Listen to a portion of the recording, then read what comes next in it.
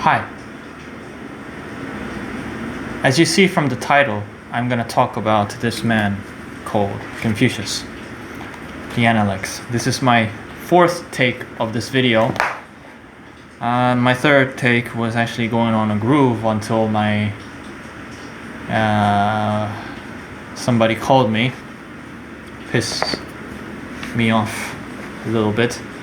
Anyway, moving on. What is this book about? Why am I? First of all, welcome to my channel. Thank you for deciding to watch this video. Why am I trying to talk about Confucius? Why? Especially the Analects, which is his best known, his main title, his main book.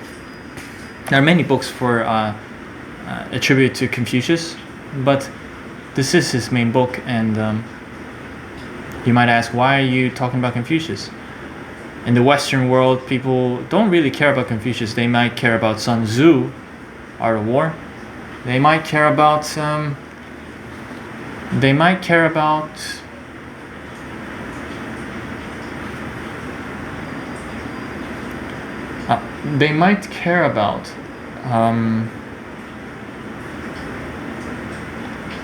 Tao Te Ching, but not Confucius, because Confucius, he did not really talk about many religious topics.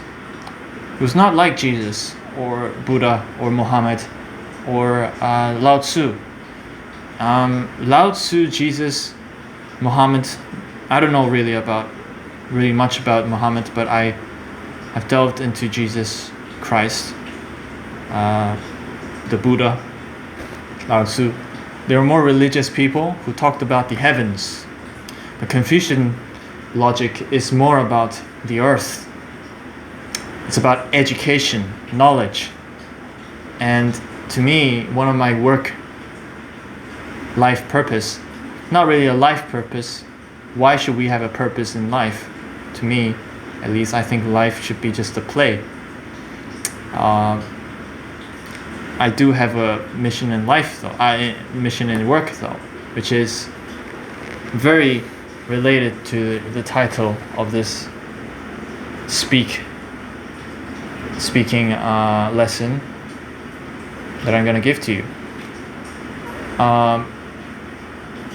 The reason why Confucius is so important for you and to me is because in my work directive, I have three things that's most important, which is being righteous and orderly. You know what that means. Not being disrespectful or something like that. Anything like that has to be ordered. Just like judo, or wrestling, when you knock a person down, you don't just leave him alone just to splat on the ground. You kind of hold him in with your hands, and you look in front so that he doesn't get hurt, and that's manners. But people who don't have that may hurt the other person, and the more he hurts the other person, the less sparring partners he has. The less sparring partners he has, the lesser skill you will have in wrestling, judo, or even jiu-jitsu. I do more judo and jiu-jitsu. It's only been a year. It's nothing that great. Nothing. But I work hard. And that's where I really felt in my bones what order and law and righteousness might be, or even loyalty or something like that. That's my 1/3 part of my work directive. The second is richness. I want to make myself rich, of course, but I also care about making others rich. I mean, because you kind of want to live in a rich world. Why do you want to live in a world that's not rich? It's not just about money for me. When I talk about richness, I think richness encompasses money, of course, but richness in mind, having a garden in mind, in the head, or even in the heart, emotional richness. physical skill richness. I think learning how to cook is a tremendous skill. Learning how to garden and farm, grow crops. It's a part of life that creates richness. It creates a life where you're not dependent on anything in life. That is true richness. No matter how much I thought about it. So I'm on a journey to teach myself what richness is and teach others what richness is. Here I am trying to teach you education, the richness of the heart and head. And the third part of my work directive is to talk about some goodness, or what does it mean to be spiritual and good. This is not, I don't really have a teaching goal for this. It's more about myself, but it's still a work mission for me. It's not a life mission, but it's more like a work that I have to do. Anyway, why am I talking about a mission in life? Confucius thought that a mission in life is very important. Once he was going into a border of a country, and there was a person just guarding that border, because China was protected and had different factions at that time by one emperor, but he was not that strong emperor. He was just kind of like a puppet for the many factions that existed, and separated. They were usually the family of that one emperor, but that emperor didn't really have the power. So these factions were basically different countries. And Confucius was trying to teach about his perhaps ideals.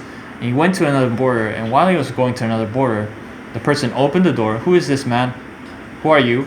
And Zhu Lu, of Confucius' disciple, one of the stronger guys, not very intellectual, a very courageous person in the heart. He said, the famous man, we have the famous teacher called Confucius going by. Please open the door for us. And the man, the strange man at the door who was guarding the rails, was saying, "Confucius, are you talking about the man, 其己不以为己者, which is 知其而不以为之者," in Chinese? I probably butchered the freaking the pronunciation. These Chinese people will get really angry at me, but I tried. Which means, is it that man? The guy who can't just give up when he should be giving up. What does it mean? What did he mean when he said he should have given up what he should have given up? It's a mission. So he's saying he's a man who knows that he's going to fail. So he has to give up, but he doesn't give up. Is that man, Confucius? Certainly, I'll open the door for you. This crazy man. Welcome, please, go by. It's a very interesting story for me. It shows how important missions, important purposes, how important education, how important will was, the will of the heart, or anything, our body, or whatever, the world, is for Confucius. Confucius, we might say he was not a very religious man like Jesus Christ or Buddha. You can immediately taste it, at least in 5 months after studying Confucius. He's very different. A lot of people consider him a sage. Is he a sage? I don't know. To me, he's more of a philosopher, but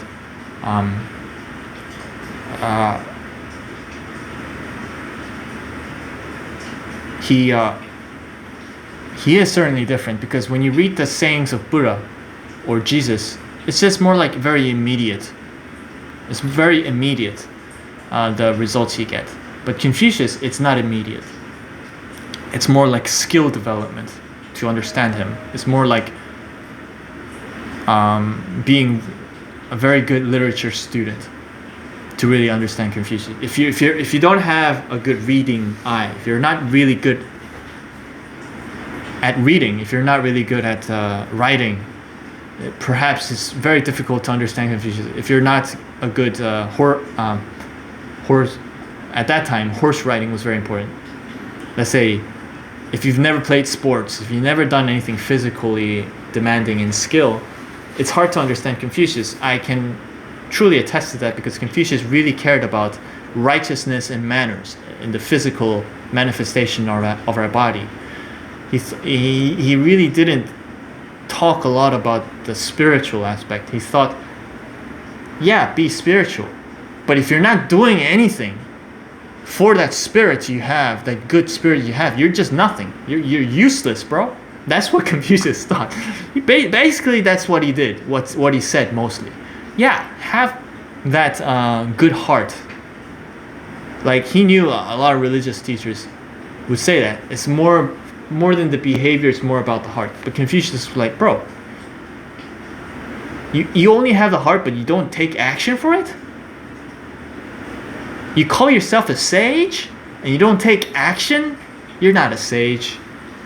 That's essentially what makes him very different from other sages.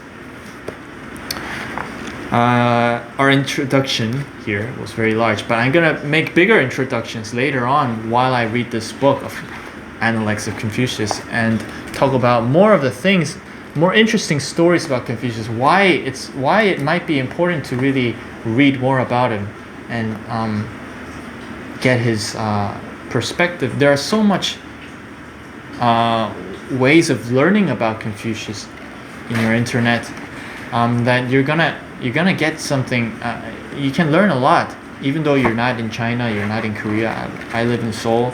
I have a lot of documents in the library about Confucius, and I can read it in Korean, I can read it in Chinese. My Chinese is not that good. And it's not even the recent Chinese, it's actually the ancient Chinese, which is nothing like recent Chinese, except that it's traditional Chinese letters where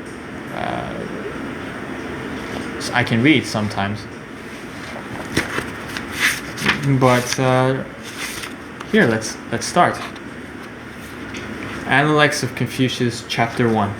I'll put the link down below. His book. You can buy it, whatever it is. Volume 1, Book 1, Concerning Fundamental Principles. Perhaps right now I already did 12 minutes of introduction. I hope it was fun for you. The reason I talked about my work directive is because I want you to understand that you might say, well, what's that has to do with Confucius, your work directive? I'm sorry, I just have to talk about it because you got to know where I'm at to really even understand me or to understand the thing that I'm trying to teach you. I'm trying to teach you, bro.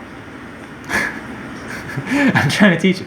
And it has some relation to Confucius because Confucius was a very, very willful man. He's a purposeful man. And I have to embody that principle so that you can trust me to really teach you the essence of his teaching, of what you're going to learn from Confucius. I don't know if you're trying to write a paper on Confucius in your colleges and your schools, or you're just really curious, who is Confucius? You're just weirded out by him. That's why you're so curious. Doesn't matter who it is. I think it's not important to get the shallow bits about him. It's more about getting the essence about him. And I think that's my priority here, to get the essence of the teachings. And that's my strength that I can give to you, show you and teach you, right? Volume 1, Book 1, Concerning Fundamental Principles, the Analects of Confucius. Chapter 1, Number 1. The Master said, "It is not indeed a pleasure to acquire knowledge and constantly to exercise oneself therein. And it isn't not delightful to have men of kindred spirit come to one from afar. But is not he a true philosopher, though he be unrecognized of men, cherishes no resentment." Is it not indeed a pleasure to acquire knowledge and constantly to exercise oneself therein? See, I told you, exercise oneself therein, acquire knowledge. So much about Confucius was, yeah, have knowledge, have the insights, get the insights right. But if you're not taking action, bro, you're not educated. Confucius, it's so important. The idea of Li. Where the hell is my pen?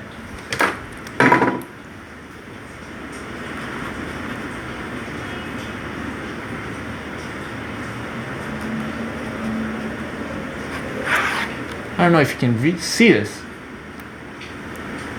God's sake, you can't.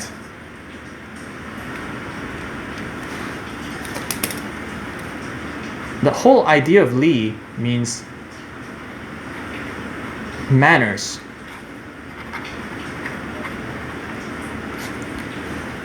It's manners and ritual. To him, it's an exercise to care about not only having love in your heart, as Jesus says, have love in your heart and you're going to do good. To Confucius, you can have all the love in your heart, but if you're not taking action, you don't even have love. If you're not, some people say, I'm going to go to heaven in the next life. In the next life, when I die, I'm going to go to heaven and do some loving things there. But in this life, I'm going to be a piece of whatever. Like Confucius saw that and he's like, bro, let's do this. Exercise oneself therein.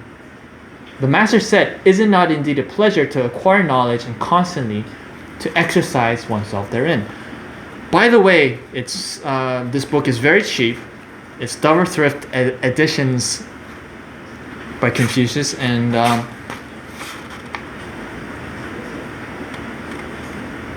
if you want to read the same edition with mine, the same wording, just get Dover Thrift editions.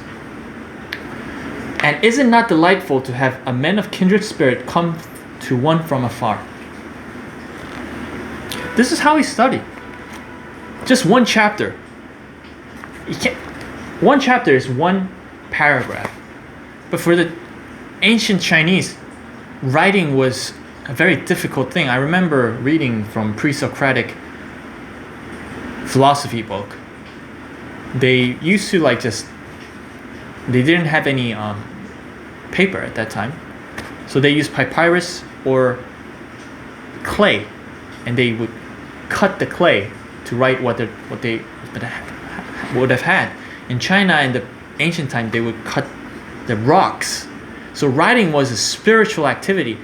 It was a ritual. It was a ceremony. So even to contemplate on one sentence or paragraph was important, yeah. But writing that one paragraph, taking all that measures, all that effort to even write that paragraph, cutting rocks. Of course, Confucius wrote on trees, not on trees, but like wood, paintbrushing that. But it took effort. Even that was taking a lot of effort. I heard that Confucius used to read I Ching 10,000 times, and that tree would break down. We would read it so many times. That's how much dedication it takes to really contemplate on a paragraph or one book or one thing. And is it not delightful to have a man of kindred spirit come to one from afar? To him, yeah, being alone like the Buddha is important. Being alone, fasting like Jesus is important. But Confucius was like, bro, we're living in earth. Let's kind of enjoy our life with our friends. Enjoy our life with our friends. I assure you, if you come to Korea or China or Japan, when you read about Confucius in the Chinese language, when the lecturer talks about it, for a whole hour, we just talk about chapter 1. So don't be afraid when you think this is just too long. Why are we still talking about the same sentence? This is how it is, is how valuable each sentence was in the past. But is it not he a true philosopher who, though he may be unrecognized of men, by men, cherishes no resentment? So Confucius was saying, yeah, people might not know that you're a knowledgeable man, that you're an educated man, that you're a good man, that you're a skillful man physically. But a true philosopher doesn't really care about that. He doesn't care about whether other people know it. I have to know other people, seek to understand than to be understood. I think it's on the same vibe with that. Chapter 2. I'm being fast, actually. The philosopher Yu said, "He who lives a filial life respecting the elders, who yet is wishful to give offense to those above him, is rare. And there has never been anyone unwishful to offend those above him, who has yet been fond of creating disorder. The true philosopher devotes himself to the fundamentals, for when those have been established, right courses naturally evolve, and are not filial devotion and respect for elders the very foundations of an unselfish life?" You might ask, I had this question since I was a child living in Korea. Why is filiality such an important value in our country? When I was living in New Zealand, they would have called me mama's boy. But now I live in Korea, it's more like I have to do it. Confucius thought filialness was so important. It was the fundamentals of life. He who lives a filial life respecting the elders, who yet is wishful to give offense to those above him, who are the elders, is rare. Why is it rare if you're a respectful man to be disrespectful to elders? And there has never been anyone unwishful to offend those above him, who has yet been fond of creating disorder. Anybody who would disrespect the people who is above him, who is his master, anybody who disrespects his master usually creates a lot of disorder. The true philosopher devotes himself to the fundamentals, for when those have been established, right courses naturally evolve, and are not filial devotion and respect for elders the very foundations of an unselfish life. Before, when I read this in Korean and English. I started with English. I just didn't understand it. Like, why is this the foundation of life? But reading the I Ching really got me, understanding this. Or perhaps reading Mo Tzu and listening to lectures of Jordan Peterson. Jordan Peterson kept talking about social hierarchy, that there is a social hierarchy. Confucius had a similar idea that people were born with certain hierarchies. Some people are born rich, some people are born tall, some people are born short, some people are born with some power from their parents. It's not their fault. It's not because he's greater. He's just born with it. So how do you explain that shit? How do you explain that some people are just born rich and that therefore he's just more educated a little bit more? And it's not the people who are poor, it's not their fault. But no matter how much you try to teach the poor to be more educated, it's impossible. You don't think Confucius tried? Do you think the guys who lived in North Korea until age 19, do you think it's easy to change that psychology? Confucius saw that. And he was like, sometimes there's destiny. Some people, there is a hierarchy. You can't explain this with just science. It's just godly activity. It's how God just wants to explain things. And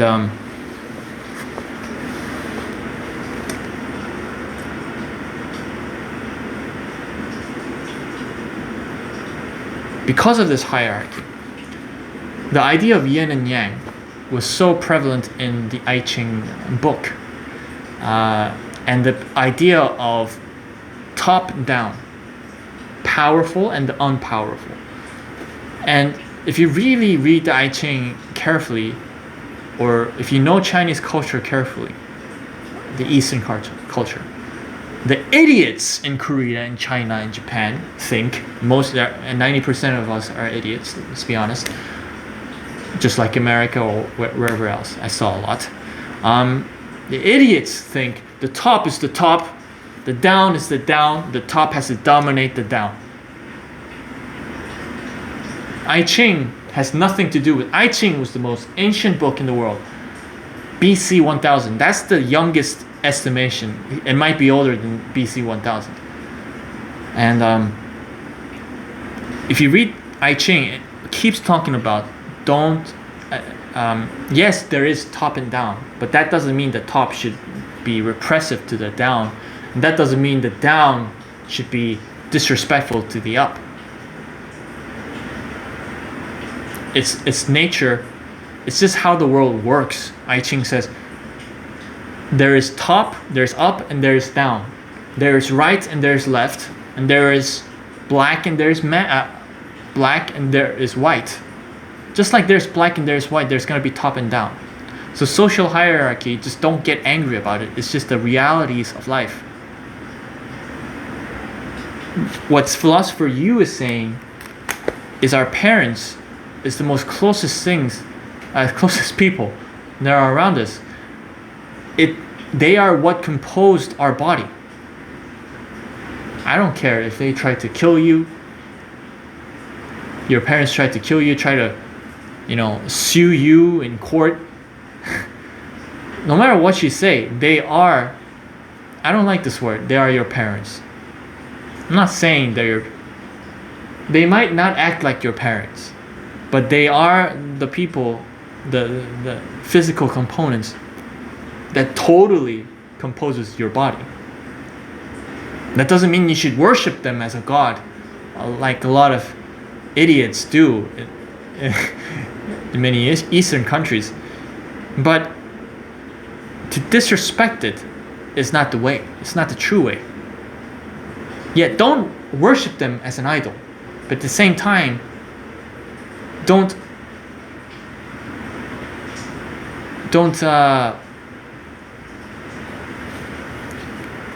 disrespect it. Even though they might have tried to kill you. And you might say, what? I have to respect my parents even though they tried to kill me? Are you stupid? Yeah, a lot of idiots say that. Yeah, you have to respect your parents even though they try to kill you.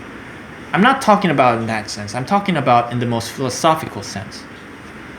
There's another story about that where one of the most Confucius and Mencius respected this king very much, and he kind of experienced that from his parents. But he was still very important. Sorry, on my phone, somebody's texting me. Shit. Sorry, I can't focus sometimes. Anyway, there's a story about that. I'll tell you next time. It's one of the most important Confucian literatures. I don't know if that book exists on the internet in English. It exists in Korean, China, and Japan, but I don't know. Anyways, his parents tried to kill him, but he was still nice. It's more complicated. It has a lot of political insight into it. And a lot of people said, why did he respect his parents like that? Even the Chinese, mama's boys, Koreans, mama's boys. Even we were like, man, how could you try to kill your child? But that king was still respectful. Why? Why was he respectful to his parents, even though they tried to kill him? I think it relates to a lot of what philosopher Yu said. He who lives a filial life, respecting the elders, who yet is wishful to give offense to those above him is rare, and there has never been any one unwishful to offend those above him, who has yet been fond of creating disorder. The true philosopher devotes himself to the fundamentals, For when those have been established, right courses naturally evolve. Are not filial devotion and respect for elders the very foundations of an unselfish life? The very foundations of an unselfish life is respect for elders, and not just respect for elders, but filial devotion. And I'm going to end with chapter 3. I think I've done enough, and I'll read more.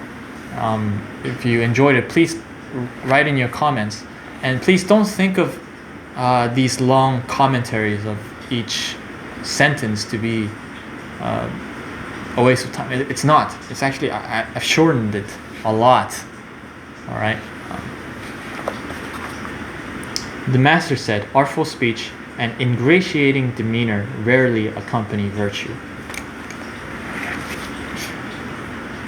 The master said, the artful speech and an ingratiating demeanor rarely accompany virtue. Artful speech, just being clever with your speech. Ingratiating demeanor, which is li, something related to li, rarely accompany virtue. Ingratiating demeanor is like excessive nice behavior. And artful speech, what he means is excessive nice speech or clever speech, even clever demeanor. Like you might be clever with your way of, for example, musicians. They will play the guitar. I play guitar, but they will try to look too nice. They will just play the guitar, bro. But he's like, kind of like that. And artful speech, just say in simple words, bro. Bro, you don't need to use jargon. We're just normal audiences here. Why are you talking about artful speech? And a lot of people might think Confucius liked artful speech. He liked artful demeanor. He did. That's why he said, artful speech and ingratiating demeanor rarely accompany virtue. He said rarely. Doesn't mean sometimes it can accompany virtue, but it's just rare. Rarely accompany virtue. So anything excessive, like artful speech and artful demeanor, is just not going to work out. You know, in fencing or in martial arts, people say, don't posture. Don't pretend you're a good fighter. Don't pretend like don't peacock around. The best fighters don't peacock around. People who are very inexperienced in competition try to show that they're good at competition. It's just very dangerous. Perhaps they don't show it outside competition, but inside competition, they might show it. That's still a danger. The great competitors don't show that they're competitive even inside competition. I saw it a lot, especially from people who are not educated, who didn't read a lot, who doesn't have a lot of friends, or they didn't have a good skill in their young life. They try to compensate that by pretending like they know something, you know. And I think it's a very important virtue. It's kind of like an important virtue signaling for them, but to us, we know it's just posturing, and you can sneak behind that and win that competition against them. Because Confucius really cared about political debate too, persuading people. And if you're too artful in that, you're gonna lose. And he didn't care about just winning. He cared about being righteous and orderly and good man. He called it junzi.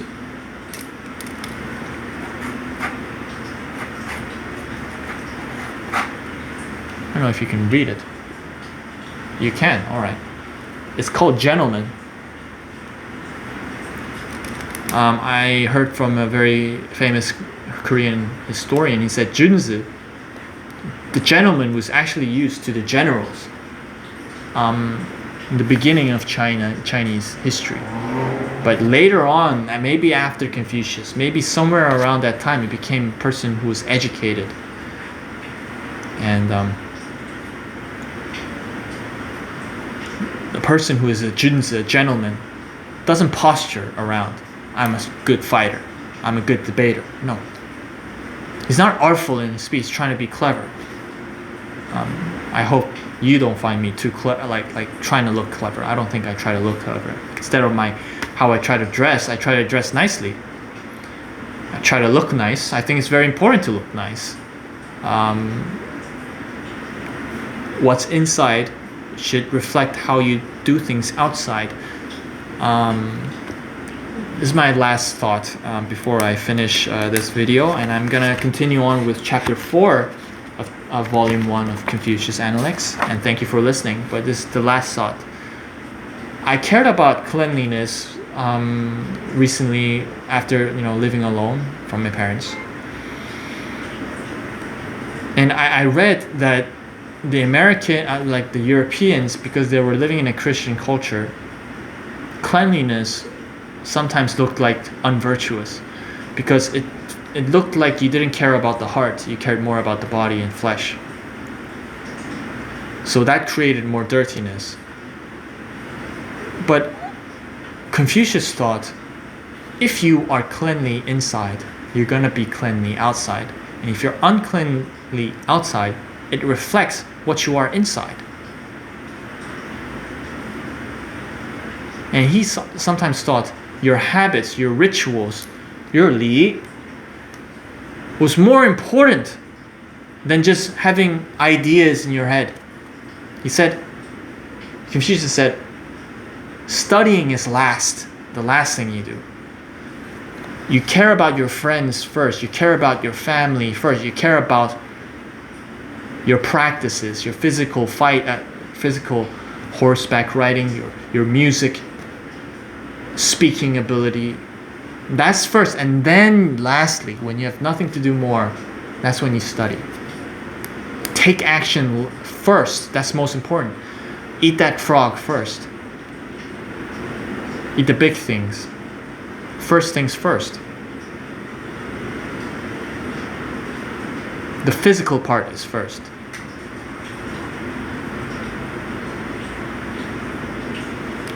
Thank you for listening. I hope it was educational. I hope it's practical. A lot of people just read by Confucius' saying and just be like, oh, it's nice words. It's nice words. But I think Confucius is the greatest self-help teacher that ever lived. I'll be honest. It was not Napoleon Hill. It was not Dale Carnegie.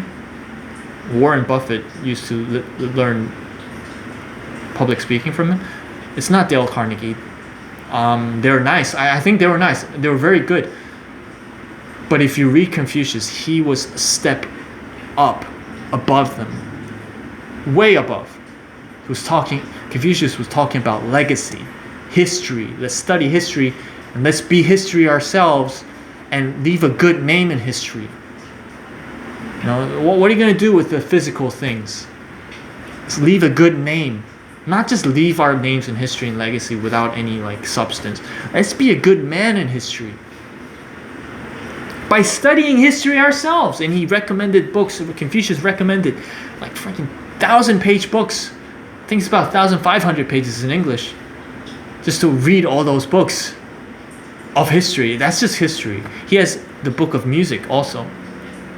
The book of music doesn't exist now. It used to exist 2,000 years ago, but Confucius used to have right now has a book of poetry. That itself is about 800 pages. It's more. So this is truly developing yourself. This book, this video, what I'm trying to do is trying to make you rich. Of course, I have to be rich. I am a little bit rich. I'm gonna be humble myself. I'm not gonna pretend like I'm a rich man. I'm not a rich, in the societal sense, I'm not. But inside, I feel rich. I think it's all thanks to him. Educating myself, practicing music, playing the guitar. I promise you, you're gonna be the same. You're gonna feel rich inside. And of course, it's gonna come to it's gonna show in your financial charts eventually. Like, you're not going to be completely unrich by educating yourself. If you educate yourself, you have to be rich in some way in the end. Let's talk about the richness of developing ourselves first. Thank you.